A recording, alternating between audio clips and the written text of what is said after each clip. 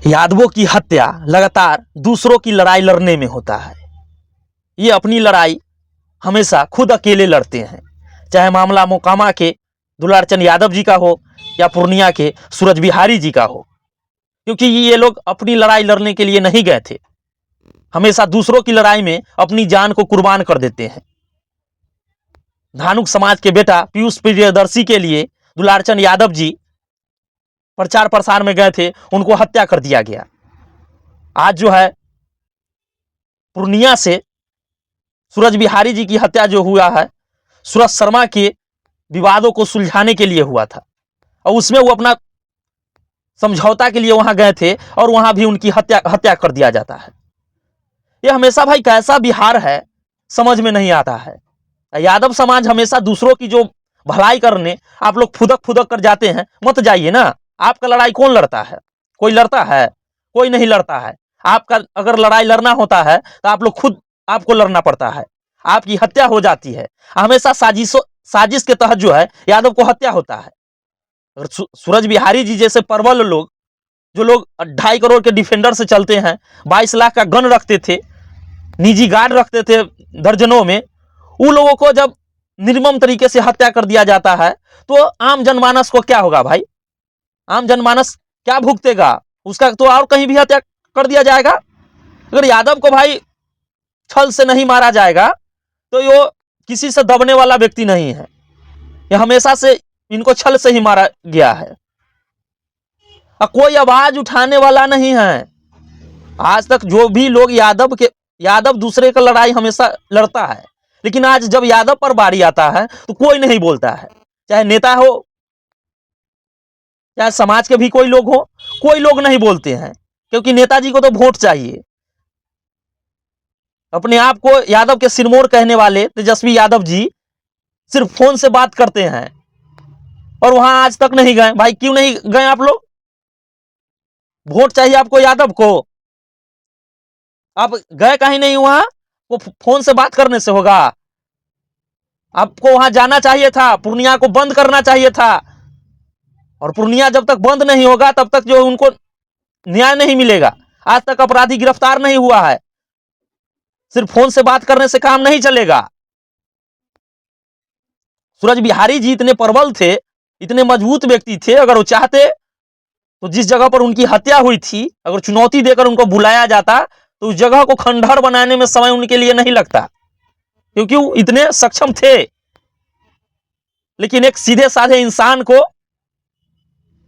छल से लोग जो है हत्या कर दिया है और सरकार और विपक्ष सब मौन है,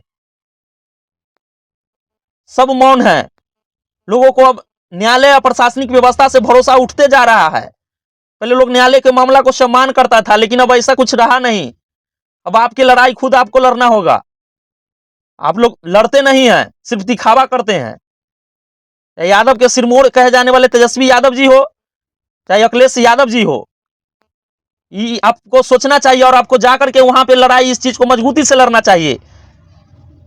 लेकिन आप लोग इस काम को नहीं कीजिएगा, जानते हैं इस चीज को। कुछ लोग हमको कहता भी है, ऋषि तुमको इतना चिल्लाने से क्या हो जाएगा? कुछ होगा, इस चीज को हम भी जानते हैं। हमको इतना चिल्लाने से, बोलने से कुछ नहीं होगा। न्याय मिले ना मिले बात की बात है। लेकिन दुलारचंद यादव जी के यहां आए हुए थे गगन यादव जी, एक बात बोले थे, वो हमेशा मन में खटकते रहता है हमको। और बात बोले थे इस चीज को, इस जुल्म के साये में लब खोलेगा कौन? अगर हम भी चुप रहे तो फिर बोलेगा कौन?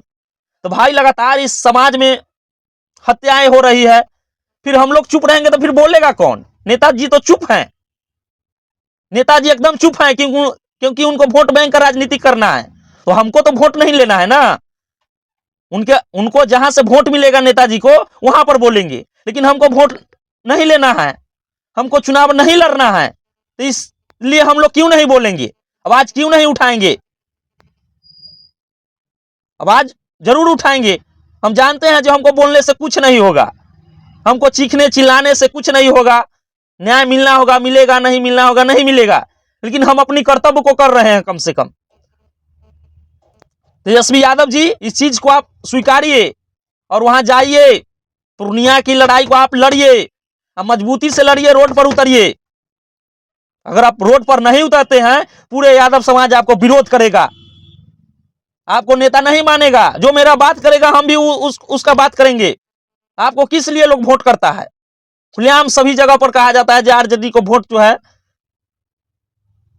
यादव लोग करते हैं, लेकिन यादव का जब बारी आता है, उसका लड़ाई का बारी आता है, तो ना कोई समाज उसका साथ देता है, नहीं आप देते हैं। कौन देगा साथ? कौन देगा साथ उनका? ये दूसरों की लड़ाई में हमेशा मारे जाते हैं, दूसरे की लड़ाई हमेशा अपने कंधे पर ले लेते हैं। अब आज इनकी बारी है तो सभी लोग चुप हैं, मौन हैं, खामोश है, काहे? और इस लड़ाई को आप लोग नहीं लड़िएगा तो हम लोग जो है पूरे तरीके से आपका विरोध करेंगे। आपको भी हम लोग कंधा से कंधा मिलाकर नहीं चलेंगे, क्योंकि आप हमारे साथ हमेशा नहीं देते हैं।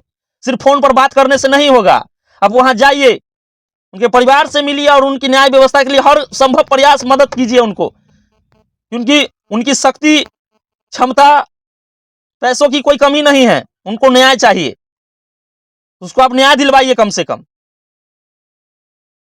देखिए हम लोग जो हैं आवाज उठाते हैं और आगे हमेशा आवाज उठाते रहेंगे, क्योंकि बहुत लोग हमको कहता है ये चीज, रिशु तुमको ये आवाज उठाने से क्या होगा?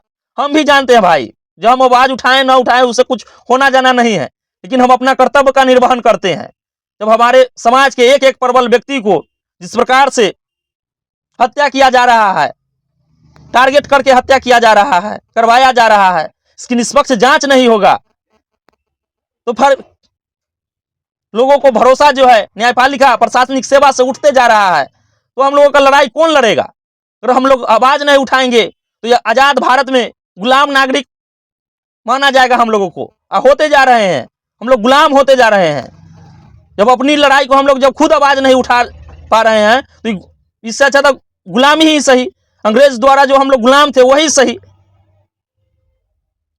बाकी आप लोगों को इस पर क्या विचार है, क्या आप लोग सोचते हैं, जरूर एक बार बताइएगा। धन्यवाद।